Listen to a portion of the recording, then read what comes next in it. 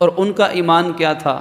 اللہ کی ذات پر تو تھا ہی، آخرت پر تو تھا ہی، رسول کائنات صلی اللہ علیہ وآلہ وسلم پر تو وہ فدا تھے ہی۔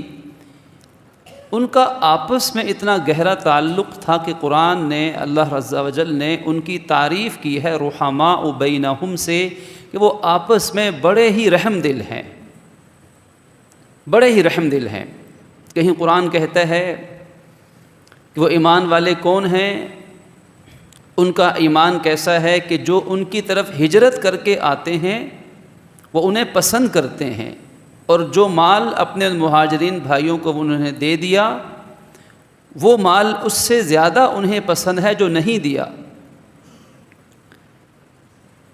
وہ قرآن ان کی تعریف کرتا ہے کہ وہ یؤثرون علی انفسہم ولو کان بہم خصاصہ، وہ ایمان والے ایسے ہیں کہ وہ اپنے بھائیوں کو اپنے اوپر ترجیح دیتے ہیں اگرچہ خود فاقہ کشی سے ہوں۔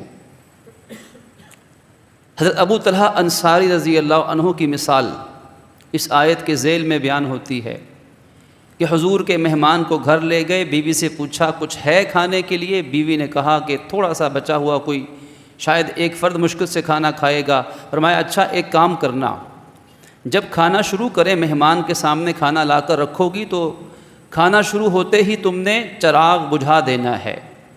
بیوی نے ایسے ہی کیا، چراغ بجھا، مہمان کھانا کھاتا رہا، یہ سمجھ کر کہ میزبان بھی کھا رہا ہوگا۔ مہمان نے کھانا کھا لیا، وہ صحابی بھوکے سوئے، بیوی بھوکی سوئی، بچوں کو بھی دلاسا دے کر ماں نے بہلا کر ان کو بھی بھوکا سلا دیا، پورا گھرانہ بھوکا سویا صرف ایک مسلمان مہمان کی خدمت کی نیت سے۔ صبح حضور کی خدمت میں پہنچتے ہیں، جا کے یہ نہیں کہا یا رسول اللہ میں نے آپ کے مہمان پہ بڑا احسان کیا، عام معمول کے مطابق پہنچتے ہیں، لیکن قربان جائیے ان ایمان والے لوگوں کے ایمان پر کہ اللہ نے پہلے قرآن اتار دیا اور نبی کو بتایا کہ میں اس تیرے صحابی کی اس ایثار سے خوش ہو چکا ہوں۔ حضور نے فرمایا کہ ابو طلحہ اللہ تمہارے رات کے ایثار پر تم سے راضی ہو گیا اور اس نے قرآن اتار دیا وَيُؤْثِرُونَ عَلَىٰ أَنفُسِهِمْ وَلَوْ كَانَ بِهِمْ خَصَاصَةٌ۔ یہ تھی ایمان کی تعریف اور ایمان کی مثالیں۔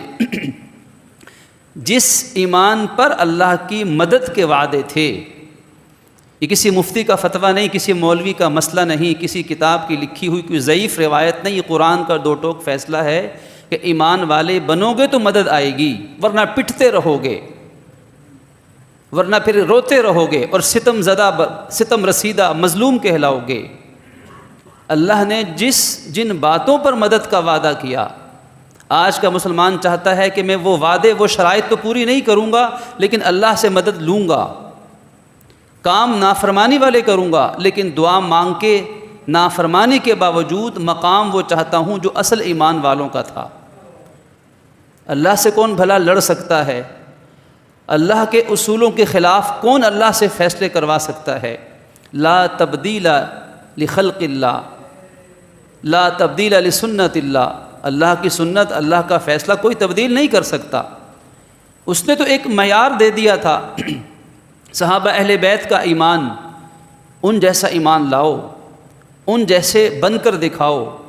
ان کی حالت یہ تھی کہ جہاد کے بعد زخمی میدان میں پڑے ہوئے ہیں، پانی کی آواز آتی ہے، پانی کا پیالہ پہلے زخمی مجاہد تک پہنچتا ہے تو دوسرے زخمی مجاہد کی آواز آ جاتی ہے، پانی۔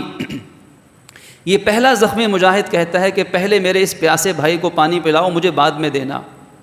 وہ پانی کا پیالہ دوسرے مجاہد تک پہنچتا ہے، وہ پینے لگتا ہے تو پیچھے سے تیسرے زخمی کی آواز، ہائے پانی۔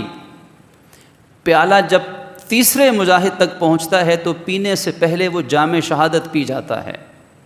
اب یہ پیالہ فوراً دوسرے کے پاس لاتے ہیں کہ چلو اسے ہی پلا دیں، یہ بھی شہید ہو گئے۔ اور وہی پیالہ پلٹ کر جب پہلے کے پاس واپس آتا ہے تو پینے سے پہلے وہ بھی شہید ہو چکا ہوتا ہے۔ یہ بھی تو ایمان ہے نا، یہ بھی تو مثال تھی جو رسول اللہ نے قائم فرمائی تھی کہ جن قبائل کے اندر 80 سال تک جنگیں لگی رہتی تھیں، گھوڑا آگے دوڑانے پہ جھگڑا، پانی پینے پلانے پہ جھگڑا۔ کوئی کہتا ہے کہ تمہارے کھیت میں سے درخت پہ سے پرندہ اڑ کر آیا تھا اور اس نے میرے کھیت میں آ کے پتا چگ لیا تھا۔ اب بھائی عقل سے دیکھا جائے تو پرندے پہ کس کو کنٹرول ہے؟ وہ کہتے ہیں تمہارے درخت سے پرندہ اڑ کر آیا اور اس نے میرے کھیت سے پتا چگ لیا، اس پہ جنگ شروع ہو گئی۔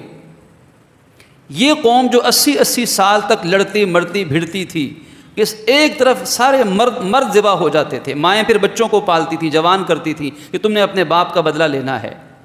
ایسی دشمنیاں جس کو قرآن نے کہہ کے احسان بھی جتلایا کہ اللہ نے ان کے دلوں میں الفت پیدا کر دی تھی، وَلَٰكِنَّ اللَّهَ أَلَّفَ بَيْنَ قُلُوبِهِمْ۔